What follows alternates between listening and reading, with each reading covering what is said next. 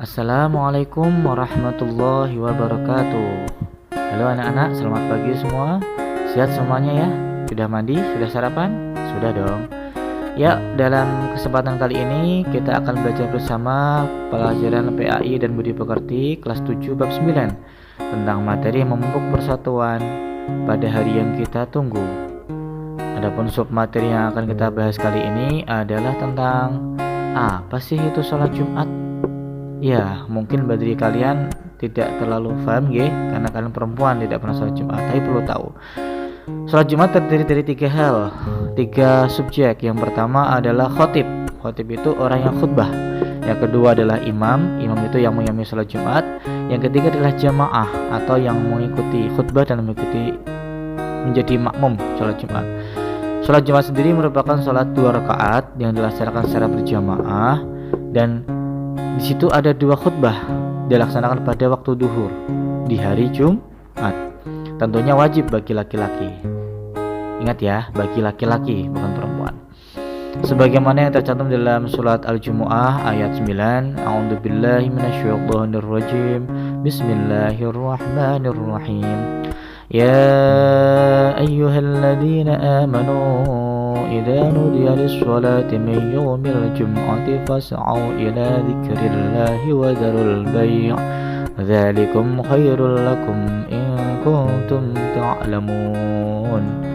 Hai orang-orang beriman, apabila disuruh untuk menunaikan sholat di hari Jumat, maka bersegeralah kamu untuk mengingat Allah dan tinggalkan jual beli. Anak-anak, jual beli di sini maksudnya segala urusan dunia. Ketika sudah dikumandangkan sholat Jumat dan Jumat atau adzan duhur, Allahu Akbar, Allahu Akbar.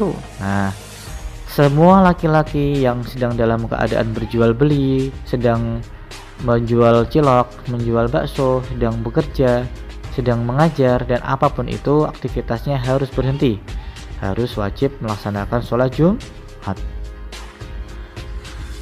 Dan perlu diketahui, sholat Jumat yang pertama dilaksanakan oleh Rasulullah Muhammad SAW adalah sholat yang dilaksanakan di Madinah, tepatnya di wadi atau di lembah yang ada di kampung Bani Sulaim. Bani Sulaim ini di mana? Bani Sulaim ini terletak di dekat Masjid Quba. Masjid Quba tahu kan? Masjid Quba adalah masjid yang pertama kali didirikan oleh Nabi Muhammad SAW ketika hijrah ke Madinah, dan lembah tersebut namanya adalah Wadi Ranuna. Nah, karena masjid di Wadi Ranuna tersebut tempat sholat Jumat pertama kali, maka selanjutnya masjid tersebut dinamakan Masjid Al-Jumu'ah, di mana ditandai di tempat itu Rasulullah Muhammad SAW melaksanakan sholat Jumat yang pertama kali di masjid tersebut, yaitu ketika hijrah ke Madinah. Jadi paham ya. Dan selanjutnya adalah hal-hal penting yang harus kalian ketahui tentang sholat Jumat. Silahkan disimak baik-baik, siapa tahu nanti muncul dalam ulangan. Sekali lagi, meskipun ini tidak wajib bagi kalian, tapi kalian harus tahu, karena kalian punya saudara laki-laki banyak, baik itu ayah, kakek, mas, adik, dan sebagainya. Tentunya kalian wajib untuk mengingatkan beliau-beliau semua. Yang pertama, sholat Jumat dilaksanakan secara berjamaah. Iyalah, harus berjamaah, banyak orang. Kalau sendirian nggak boleh, namanya kiper nanti, namanya kiper sholat sendirian. Yang nomor 2, sholat Jumat adalah satu yang wajib bagi laki-laki, tidak bagi perempuan ya. 3, sholat Jumat dilaksanakan seminggu sekali, yaitu di hari Jumat. Dan sholat Jumat dilaksanakan di waktu duhur, tidak boleh di waktu asar, subuh, apalagi di waktu duha, seperti sholat duhur. Dan syarat wajib sholat Jumat yang pertama adalah Islam.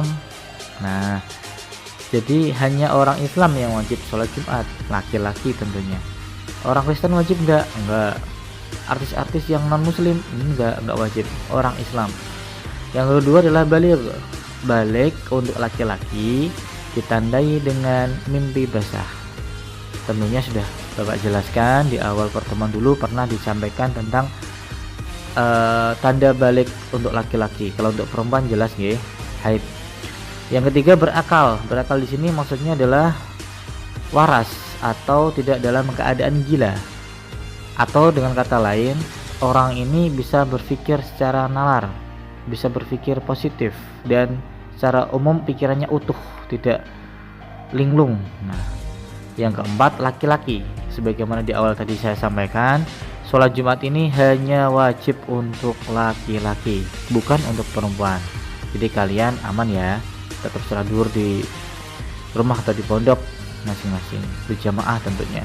Yang kelima adalah sehat atau mampu. Di sini maksudnya sehat adalah orang tersebut mampu untuk ke masjid melaksanakan sholat Jumat, tidak dalam keadaan sakit, apalagi dalam keadaan lumpuh. Jadi kalau sakit atau lumpuh boleh tidak melaksanakan sholat Jumat, sholat zuhur di rumah seperti biasa. Yang selanjutnya adalah menetap. Menetap di sini maksudnya mukim, tempat tinggalnya di situ. Dia tidak dalam keadaan bepergian, tidak menjadi seorang musafir. Jadi bagi saudara kalian yang jadi musafir tidak wajib sholat Jumat. Tapi perlu diketahui, kalau saudara kalian laki-laki kok perginya sebelum subuh, oke, tidak wajib sholat Jumat. Tapi kalau perginya setelah subuh di hari Jumat, maka wajib sholat Jumat. Syarat sah pendirian sholat Jumat, yang pertama tempat bermukim. Ya, tentunya orang yang wajib sholat Jumat adalah orang yang menetap di situ. Jadi sholat Jumat itu jamaah yang terbanyak harus orang yang mukim yang ada di situ, orang yang ada di tempat masjid itu, yang tinggal di situ. Musafir gak wajib. Yang kedua, berjamaah. Jamaah di sini, jamaah sholat Jumat perlu diketahui minimal harus 40 orang. Sesuai dengan kaidah Ahlussunnah wal Jamaah, jamaah sholat Jumat minimal 40 orang, tidak boleh kurang. 40 orang, dan 40 orang itu harus orang yang tinggal atau menetap di daerah masjid tersebut. Yang ketiga, pada waktu duhur. Jadi dilaksanakan ketika sesuai dengan waktu duhur. Yang ketiga, yang terakhir atau yang keempat, didahului dengan 2 khutbah. Khutbah yang pertama biasanya dilakukan dengan khutbah dengan memakai bahasa lokal. Khutbah kedua biasanya memakai bahasa Arab. Berikut ini adalah rukun khutbah Jumat. Yang pertama, mengucapkan puji-pujian kepada Allah. Puji-puji bukan gitu nggih. Puji-pujian seperti alhamdulillah, alhamdulillahirabbil alamin, dan seterusnya. Yang kedua, membaca salawat kepada Rasulullah sallallahu alaihi wasallam. Allahumma shalli ala sayyidina Muhammad wa ala ali sayyidina Muhammad. Yang ketiga, mengucapkan 2 kalimat syahadat. Ayo, bagaimana syahadat itu? Ya, asyhadu an la ilaha illallah wa asyhadu anna Muhammadar Rasulullah. Yang keempat, berwasiat atau bernasihat, atau dengan kata lain memberikan ceramah, memberikan mau'idhah, memberikan ajakan kepada para jamaah Jumat untuk mengajak mereka kepada kebaikan, kepada hal yang bermanfaat. Yang kelima, membaca ayat Al-Quran pada salah satu 2 khutbah. Boleh pada salah satunya, boleh dua-duanya. Jadi dalam khutbah tersebut harus ada ayat Al-Quran yang dicantumkan, yang menjadi dalil atau yang menjadi kekuatan dari khutbah yang disampaikan. Tentunya agar para jamaah percaya dan yakin terhadap khutbah yang disampaikan khatib. Nomor 6, berdoa untuk semua umat Islam pada khutbah yang kedua. Di khutbah yang kedua, khatib atau orang yang khutbah dianjurkan untuk mendoakan seluruh umat Islam. Dan yang selanjutnya adalah syarat khutbah Jumat. Nah, ya kali ini khutbah Jumat syaratnya yang pertama, khutbah Jumat dilaksanakan tepat siang hari saat matahari tinggi dan mulai bergerak condong ke arah barat, seperti waktu sholat duhur ya. Dan perlu diperhatikan, kalau sholat Jumat ini khutbahnya sebelum sholat Jumat, beda dengan sholat Id ya. Kalau sholat Idul Fitri atau Idul Adha, khutbahnya sebelum sholat Idul Fitri. Tapi kalau sholat khutbah Jumat sebelum sholat Jumat. Yang kedua, khutbah mampu dilaksanakan dengan berdiri, nggak boleh duduk. Yang ketiga, khotib dilaksanakan hendaklah duduk di antara 2 khutbah. Jadi ketika khotib sudah khutbah yang pertama, terus jeda khutbah yang kedua. Nah, di jeda tersebut loh, khotib boleh duduk untuk istirahat sejenak. Yang keempat, khutbah disampaikan dengan suara yang keras dan jelas. Jangan sampai seperti geremeng. Jadi khutbahnya harus jelas dan lantang agar semua jamaah mendengarkan dengan baik dan tidak ngantuk tentunya. Yang kelima, khutbah dilaksanakan secara berturut-turut jarak antara keduanya. Jadi khutbah pertama jeda sebentar, nanti ada waktu untuk berdoa atau istirahat. Yang kedua, khutbah yang kedua dilaksanakan. Harus urut ya.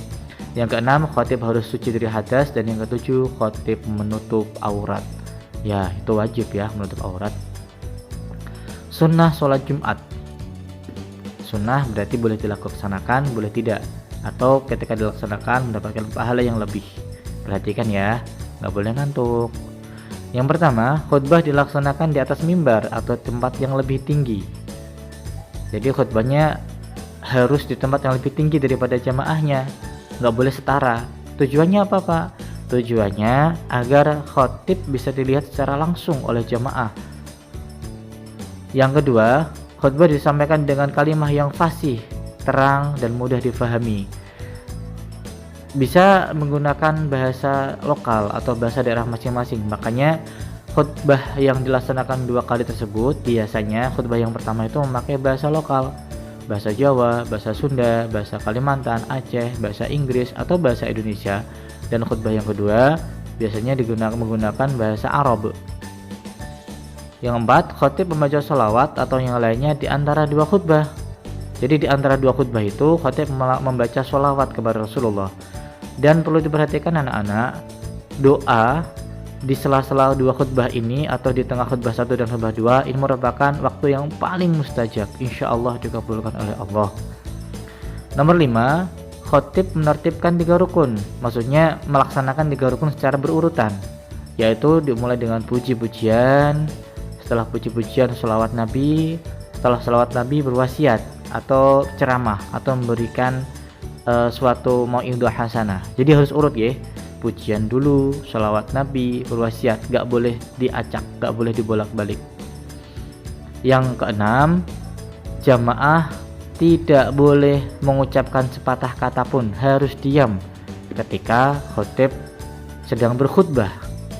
Apabila ada jamaah yang ngomong sendiri atau bercanda atau bersuara ketika khatib sedang khutbah, maka jamaah yang melaksanakan yang tidak bisa diam tersebut, dia sia-sia pahalanya. Jadi tidak ada gunanya dia sholat Jumat, hanya menggugurkan kewajiban saja ya. Jadi jangan sampai ketika sholat Jumat ngomong sendiri, haram. Yang ketujuh, khatib hendaklah memberi salam. Assalamualaikum. Iya, maksudnya apa? Ketika sebelum khutbah harus salam dulu. Jadi setelah salam ada adzan kedua. Nah, jadi urutannya adzan pertama, terus khatib salam, adzan kedua, terus khatib berkhutbah. Jadi urutannya seperti itu. Yang terakhir tadi, khatib harus berdiri di atas mimbar. Selesai ya? Alhamdulillah pembelajaran kita sudah selesai. Terima kasih sudah menyimak. Assalamualaikum.